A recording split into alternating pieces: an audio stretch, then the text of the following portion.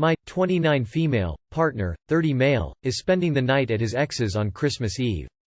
They have 2 young children and this is their first Christmas since separating, so he's staying there the night to help with preparing for the next day and so that he is there when they wake up.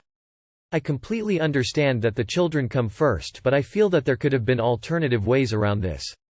I made him aware every time we spoke about it that I wasn't comfortable with that situation and suggested other ways to do it to avoid spending the evening and the night there with her once the children were in bed and so that I could actually spend some time with him too. He doesn't seem to think there is an issue with this plan though, because the children are priority and it is to make sure they have the best day. I have said that I'm not disputing that at all, but there were other ways around it. I trust him, but the whole thing makes me uncomfortable. I'm fine with the fact he will be there for the majority of Christmas Day, but the kids are around so it doesn't feel as weird for me. I feel like he should have taken some consideration for me when deciding to do this, but honestly, I didn't think he would after I said so many times that it made me uneasy. Everyone I've asked said it's not right and I just don't know if I'm being unreasonable for being upset with this idea. After my parents divorced, my dad came and slept on our couch for several years so he could be there Christmas morning with us. From a kid's perspective, it was the best having both parents there. We missed our dad since we saw him less. Having him sipping coffee waiting for us when we woke up was amazing. I understand kids come first and this is why I stay far away from guys with kids. You'll always be second. I wouldn't be okay with this either, but he has a right to do whatever he thinks is necessary to be a great dad. The good thing about this is you don't have to put up with this baggage and you can leave. Fiancé went to a brothel, says he didn't do anything. Edit 3. I took his phone while he was asleep and found photos from the night, not at all hidden, last pics on the album. One photo of other delinquent friend openly doing drugs at an outdoor table on the street. The next photo is of 2 sex workers in lingerie either side of the brothel friend, with the friend in underpants and nothing else. No idea whether my partner kept his pants on or not, but all of those things combined is enough for me and I've kicked him out. Woke him up and he has packed his bags and gone. My fiancé didn't come home until 5 a.m. from his work Xmas party. This is really unusual and he rarely goes out. He is mid-40s and we have young kids. When I asked him where he was all night, he says he went out with his non-work friends after the Xmas party, which I knew about in advance. He said that one of his friends who lives near us got in a taxi and my partner followed him out thinking he was going home and they would share a cab. The friend directed the taxi to a brothel. My partner said he waited at the brothel for his friend for 2–3 hours. He said he was worried for his mate, who is very obese and a heavy drinker and occasional drug user. My partner said he had to go in at one point to try and wake his mate up. In any event, the mate stayed at the brothel, usual behavior for the mate, and my partner came home. I was livid at this whole story and made him show me his online banking. He said he had to cancel his card during the night because he thought he had lost it and then he had transferred $1,000 to the mate who was visiting the brothel. He said he has occasionally helped his friend out with cash and the friend always pays him back within a few days. He showed me other transactions which proved this to be true. He hasn't hung out with this guy, that I know of, for a long time and hasn't had a bender in years. I honestly don't know what to believe. Would a brothel let a non-paying customer just sit and wait for hours on end? My partner has always said that while a few of his mates enjoy sex workers, he doesn't like the thought of paying someone to have sex and that he feels sorry for the women and it's not a turn-on. But who knows what anyone actually enjoys doing behind closed doors.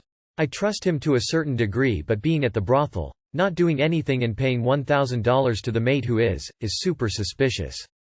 Thoughts? Edit. Just to add, on the whole he is trustworthy and I thought he probably fell asleep at a mate's place and woke up and came home. I was floored by the brothel story. He is a good partner and father and also always looks out for his friends and helps them out. So I want to believe his story, as effed up as it is. I just don't know if I am naive to believe it or not. Edit 2. I asked him if he was just sitting there waiting, why he wouldn't have text. He says he actually went into the room with his mate. He said it was a big room and he laid on one bed and dozed off and his mate sat there on the other bed talking and didn't even have sex or do anything and that no one was naked. My partner says he woke up eventually and left. I don't know if this is better or worse. Personally, I think he's lying. Staying in a brothel for hours just because he was worried about his friend seems like a lame excuse to me. What was he going to help him with there? Medical emergency? Other people in the brothel don't know how to dial 911. The money thing seems shady too. Why would he give the money to a friend to do something he considers dangerous to a point he has to babysit him afterwards? Plus, the best way to spend the money one doesn't want to be traced to them spending it is to give the money to someone else. Then the canceling card moment. The whole story seems shady AF. I'm married and not a complete fool. So I understand that if I go to a brothel for 2 minutes my wife will be very pissed. Now if I'm in there for 3 hours and 1K is gone, my marriage will end. My 30F husband, 29M, yelled at me this morning as he was heading out the door. My 30F husband, 29M, yelled at me in front our kids this morning saying he hates me. Some background of the events that led to this. His grandpa, 93M, passed away at the end of last month and his funeral is today. Last night around 11 p.m., his sister, my Sil, 21F, was over and we were talking. She was in our kitchen and my husband and I were at the dining room table. Suddenly, she said she felt like she was going to faint and she fell and hit her head hard on the solid tile floor. Being trained in first aid, I put her in the rest position and checked over her when I noticed lots of blood. I called 911 and she started violently throwing up. My husband ended up following the ambulance to the hospital where she was treated for a concussion and received 5 stitches. Meanwhile I cleaned the kitchen of the mess. My Mill ended up going to the hospital too and she stayed with my Sil so my husband could come home. This was around 2:45. When we finally crawled into bed at 3 a.m. one of our kids woke up and I got back into bed at 4 to try and get some sleep. She wasn't released from the hospital until 4 this morning. My husband got up at 5 to get ready to drive to their grandpa's funeral this morning and I got up with our children shortly after. It was evident he was off this morning. He was taking everything I said or did as me being in a bad mood. The kids were being a handful this morning, and I was definitely a little bit sarcastic with them but I was totally okay. Everything I did he was acting like I wasn't okay and asking if I was angry with him even after I said I was just tired after getting barely an hour of sleep and I'm on my 2nd day of strong antibiotics for a bad sinus infection. I told him his behavior was starting to make me annoyed because I was fine. Just trying to get my head awake and ready for the day after a long day. He apologized and then continued to just take everything I did as me being annoyed. As I finally got around to pouring myself a cup of coffee he said, "What's going on with you?" And I said, "Husband, stop. I was fine and now you're just pushing me into actually being in a bad mood. Just stop." I didn't yell, I just said it firmly. He said, "Okay, I'm sorry, I'll just go to my grandpa's funeral now." I told him he was late and it was best if he hurried and got on the road to pick up his mom. That's when he lost it. He yelled he just hated me sometimes and I always do this, and he just can't stand me. He threw something in the main entrance but I was helping the kids with breakfast so I can't say for certain what it was. I looked at him and very sternly said, "You need to leave, now." That made him more angry and he said, "Don't talk to me like that," and I repeated myself, "Leave now." He left and 2 seconds later came in apologizing saying the stress of the past few weeks took a toll on him and then the event with his sister stressed him out more and he took it all out on me. He kept trying to touch my shoulder and I told him to not touch me and to just leave. He kept apologizing and I said, "I acknowledge your apology, I have received it, but I do not forgive you right now, please leave," and he apologized again as he left. When he left, my daughter started crying that daddy scared her and it broke my heart. I need advice for how to handle this situation and tell my husband that his behavior is unacceptable and intolerable. Even if I were being grumpy and moody, nothing I did warranted that response. I need to make it abundantly clear that if he ever acts that way again in front our children that we will be separating. I want him to go to anger management. These blow-ups aren't frequent, but when they happen they are bad and he is unable to control his anger in front our children.